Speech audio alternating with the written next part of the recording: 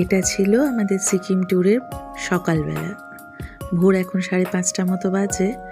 গত মে মাসে আমাদের সিকিম ট্যুরের একটা প্ল্যান হয়। মোট 6টা মতো পরিবার একসঙ্গে গিয়েছিলাম, ভীষণ মজা করেছিলাম। এখন আমরা এটা বোলপুরের যে জঙ্গলটা আছে সেটা পার করছিলাম। প্রতি গাড়িতে 2 জন করে কাপল ছিল। মোট 2টো গাড়ি এখান থেকে ছিল, এছাড়াও কলকাতা থেকে একটা কাপল অলরেডি আসছিল। যাত্রাপথে আমরা এখন রয়েছি বোলপুর ঢোকার একদম সামনাসামনি। সেখানে গিয়ে আমরা 4টা কাপল মোট যোগদান করি, আর একটা কাপল অলরেডি জলপাইগুড়ি থেকেই গেছিল। মোট 6খানা কাপল ছিল। এই যে আমরা অলরেডি বোলপুর স্টেশনে পৌঁছে গেছি। বোলপুর স্টেশন থেকে আমরা বন্দে ভারত ট্রেনে করে গেছিলাম।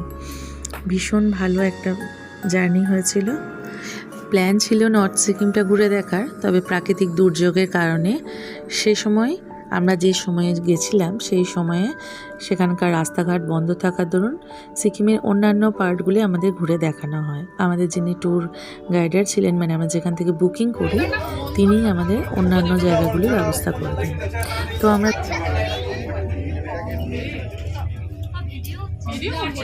ভীষণ সেফলি ঘুরে এসেছিলাম এবং ভীষণ মজা করেছিলাম। আমরা ট্রেনের মধ্যে উঠে গেছি।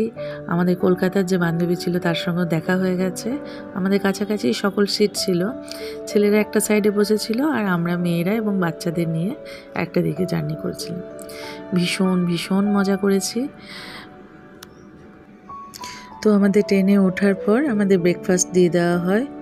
ব্রেকফাস্ট পেয়ে আমাদের বাচ্চারা ভীষণ খুশি, তারাও খেতে শুরু করে দেয়। এখানে ছিল একটা অমলেট, কিছু সটে ভেজিটেবলস, বাটার সস এবং স্যান্ডউইচ। এরপর আমরা প্রচুর গল্প করি একসঙ্গে, ভীষণ মজা করতে করতে দেখতে দেখতে লাঞ্চ টাইমও হয়ে যায়। লাঞ্চে ছিল ভাত, ডাল, চিকেন, একটা ভেজিটেবল, পরাঠা, দই, সব কিছু। আর এদিকে ছেলের বাবাও চলে এসছে। একবার ছেলে যেহেতু মন খারাপ করছিল ছেলের পাশে বসার জন্য, তো আমরা মাঝে মাঝে পুরো জার্নিটা এদিক ওদিক করে সবাই নিজেদের মতো করে বসে নিচ্ছিলাম আর পুরো মজা করতে করতে গিয়েছি। গল্প করতে করতে আমরা প্রায় পৌঁছে গেছি জলপাইগুড়ির রাস্তায়। আমরা বাড়ি থেকে মানে দুর্গাপুর থেকে বেরিয়েছি 5:30 নাগাদ।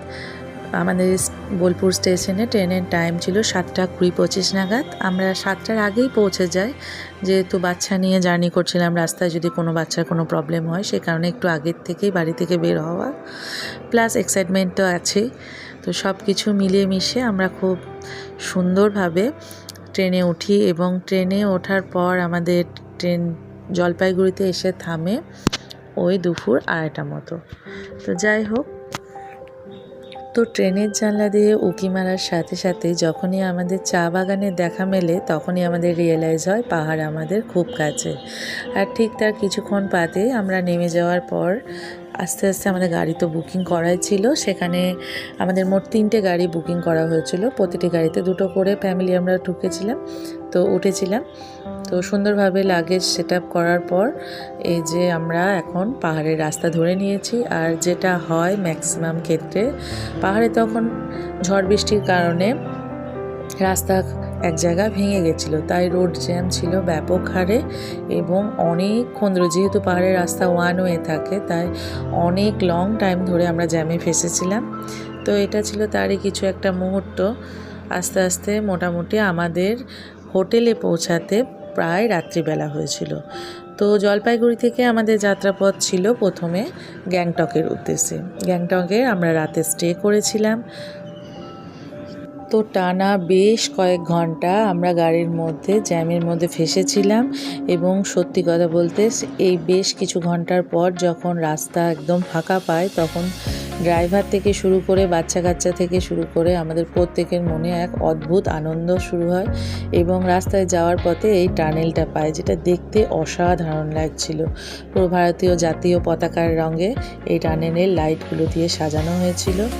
বাচ্চারাও ভীষণ এক্সাইটমেন্ট, আমাদেরও সাথে আছে টান টান।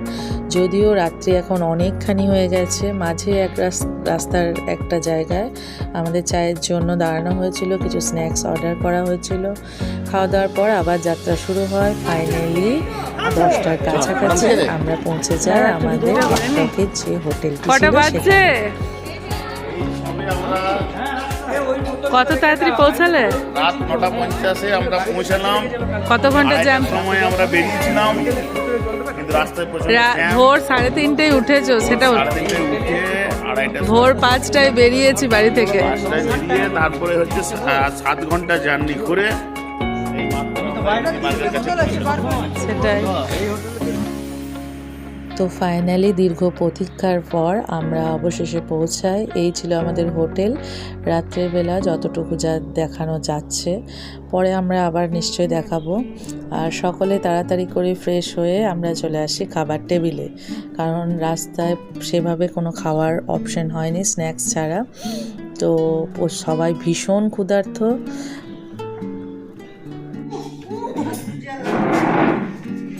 বটে, সে রাজকীয় ব্যাপার, মানে রাজার হালে সে বসে যায় না, পরপর রাজারা নেই।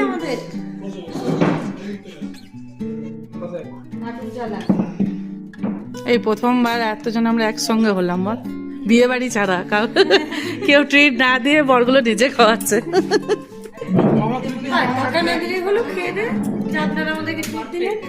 আচ্ছা, তোকে যেতে দে। তো রাত্রে আমাদের ডিনার মেনুতে ছিল লাল লাল করে চিকেনের ঝোল, ভাত। যেহেতু আমরা সারাদিন সেভাবে মেন মিল নিতে পারার সময় হয়ে ওঠেনি, তাই ভাত রেখেছিলাম, সাথে রুটিও ছিল, পনিরের সবজি, সাথে একটা মিক্স ভেজ, স্যালাড, ডাল, রুটি, যার যেটা ইচ্ছা সে সেরকম মতোই খেয়েছিল। সকলের ভীষণ খিদে পেয়েছে, তো আমরা নিজেদের মতো এখন খাবারটা এনজয় করতে থাকি, আর সাথে অনেক গল্প, যেহেতু অনেক দিন পর দেখা হয়েছে। আর আপনারা ততক্ষণে কমেন্টে লিখে জানাবেন আমার ভিডিওটি কেমন লাগলো, আর যদি ভালো লেগে থাকে তাহলে একটা লাইক দিয়ে থাকবেন। পরবর্তী পার্টগুলো নিয়ে আসছি খুব শীঘ্রই। ততক্ষণের জন্য ভালো থাকবেন, সুস্থ থাকবেন সকলে। টাটা।